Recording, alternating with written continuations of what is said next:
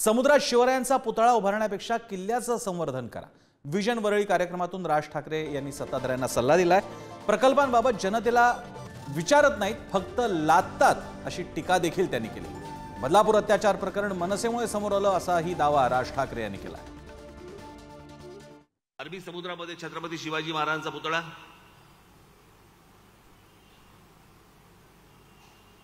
या गोष्टीला साधारणपणे हे सरकार म्हणजे काँग्रेसचं सरकार ज्या वेळेला होतं त्यावेळेला तो आला होता विषय। त्यावेळेला हा एकमेव राज ठाकरे होता ज्यांनी सांगितलं होतं समुद्रामध्ये महाराजांचा पुतळा बांधू नका, त्याच्याऐवजी महाराजांचे जे गडकिल्ले आहेत ते दुरुस्त करा, ती खरी स्मारक आहेत। पुतळे खूप आहेत। आत्ताच सिंधुदुर्गमधल्या आपल्या पुतळ्याचं, महाराजांच्या पुतळ्याचं काय झालं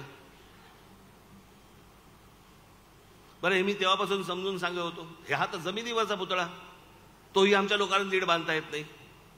हे तर समुद्रात बांधायला निघाले होते। कोणाच्या डोक्यातनं काय येईल आपल्याकडे माहितीच नाही। छत्रपती शिवाजी महाराजांचा अश्वारूढ पुतळा हा स्टॅच्यू ऑफ लिबर्टीपेक्षा 2 इंच उंच असेल असा कोणातरी वळवळला।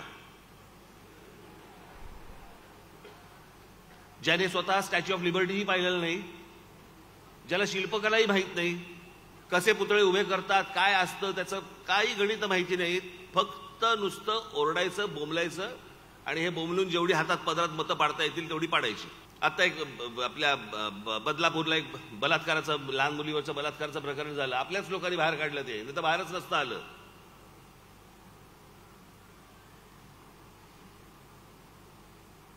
मग लगेच सगळेजण सुरू झाले या सरकारवरती टीका करण्यासाठी आणि ह्याच्यावरती की कसा बलात्कार कसे काय होतं।